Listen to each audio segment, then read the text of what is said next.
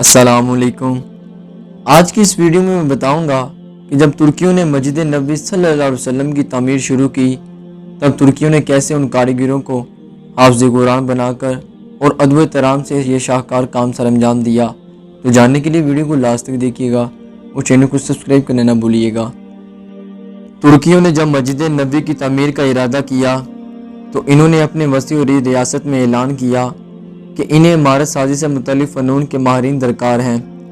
اعلان کرنے کی دیر تھی کہ ہر علم کے ماننے ہوئے لوگوں نے اپنی خدمات پیش کی۔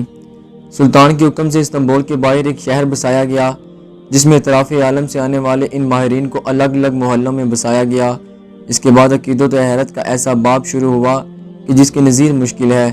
خلیفہ وقت جو دنیا کا سب سے بڑا فرما روا تھا شہر میں آیا اور ہر شعبے کے ماہرین کو تاکید کی کہ اپنے ذہین ترین بچوں کو اپنا فن اس طرح سکھائیں کہ اسے یکتا و بے مثال کر دیں۔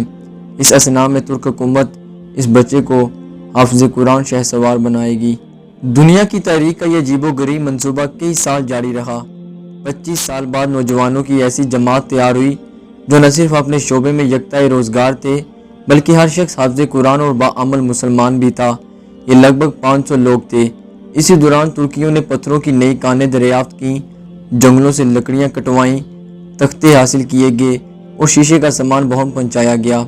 یہ سارا سامان نبی کریم صلی اللہ علیہ وسلم کے شہر پہنچایا گیا تو ادب کا یہ عالم تھا کہ اسے رکھنے کے لیے مدینہ سے دور ایک بستی بسائی گئی تاکہ شور سے مدینے کا ماحول خراب نہ ہو۔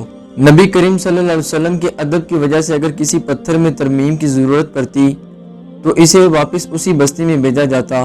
ماہرین کو حکم تھا کہ ہر شخص کام کے دوران باوضو رہے اور درود شریف اور تلاوت قرآن میں مشغول رہے۔ حجرہ مبارک کی جالیوں کو کپڑے سے لپیٹ دیا گیا کہ گرد و غبار اندر روزے پاک میں نہ جائے۔ ستون لگائے گئے کہ ریاض الجنت اور روزے پاک میں مٹی نہ گرے۔ یہ کام 15 سال تک چلتا رہا اور تاریخ عالم گواہ ہے کہ ایسی محبت اور ایسی عقیدت سے کوئی تعمیر نہ کبھی پہلے ہوئی ہے اور نہ کبھی بعد میں ہوگی۔ بے شک۔ جزاک اللہ خیرہ۔